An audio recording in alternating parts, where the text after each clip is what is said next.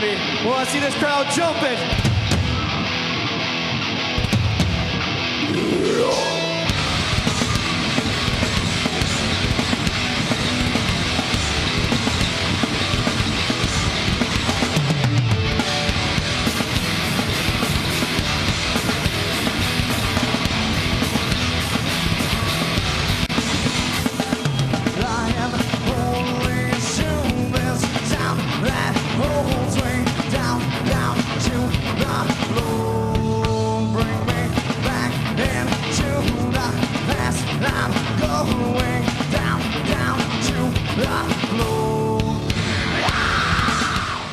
Welcome back. On the OTR panel this week, Chris Christoph, Amy Bailey, Peter Luke, and I'm Senior Capitol Correspondent Tim Skubic.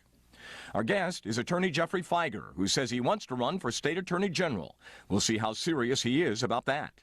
The Delphi bankruptcy and the Granholm administration's reaction to same, and the Fieger candidacy and lawsuit against Mike Cox. All this and more coming up right now. Off the record. Well, in moving forward, I mean, you obviously had a lot of headlines this week, and I'm just wondering if you're going to be sticking it out in terms of this Attorney General campaign, because a lot of people have some questions as to whether you can make it through a convention and get on the ballot. Well, that's the only way you get on the ballot, go through the convention. As you remember, I, as the Democratic nominee, had a great say in who became the nominee for Attorney General, and I selected Jennifer Granholm. Today, the Comets of Grand Ledge take on the Eagles of Linden. Now, here's the host of Quizbusters, Matt Ottinger. Thank you. Thank you very much. Welcome, everybody. Glad to have you with us as we play Quizbusters. You know, experience can play a large role in our game, not just the experience of playing Quiz Bowl, but of course here being under these lights and with the cameras and your friends watching you. We have 7 of the 8 Quizbusters today who have actually played our game before, so a lot of experience here on the table. Let's meet the 2 teams and play our game.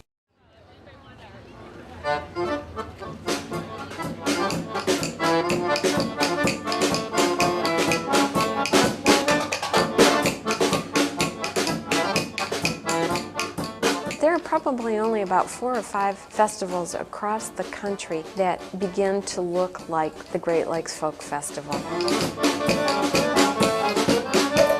As we've transitioned from the original Festival of Michigan Folklife in 1987 to working with the National Folk Festival for 3 years. It meant that we were reconfiguring our festival format in that we expanded beyond Michigan and broadened out our presentation to include things from around the Great Lakes, and even international performers are included now. What we feature are those people who have dedicated their entire lives to a particular tradition. Colleagues of ours, folklorists, anthropologists, ethnomusicologists, who themselves are knowledgeable about traditions, make recommendations to us for people they would identify as exceptionally masterful in these art forms.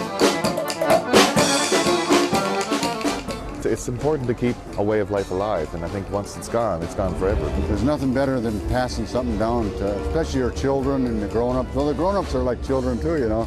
And me, I was an orphan, so I raised myself. That's the blues right there.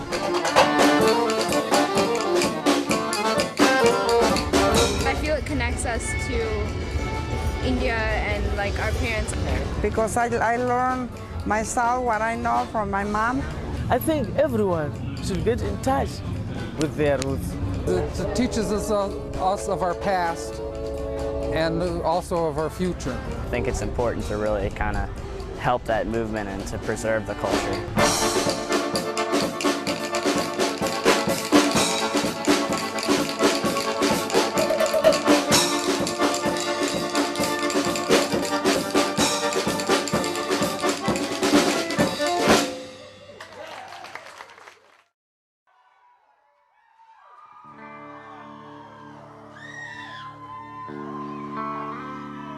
Yeah. We get together, and like when we first formed, we've all played in separate bands, and me and Chris have played together. Our first set now is concluded from Chris and Brad Like when we first started, they made a majority of them. You know, all of us have our own idea of what we want something to sound like. So I come to the practice table with a melody or something, and Brian adds a backbone. Brad he adds that finesse, and then Levi adds in this intricate stuff that makes it oh so nice, I guess you could say.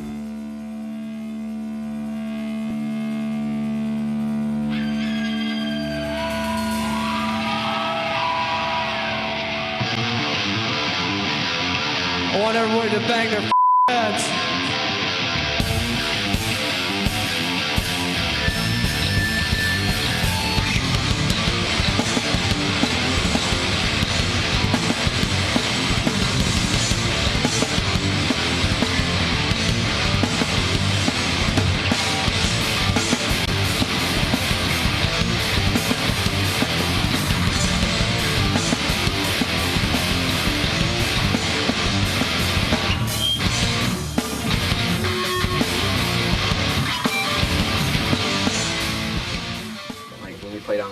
Machine Shop's a good place to play, just because the sound on stage is just immaculate. It's one of the best sound systems we've ever played on.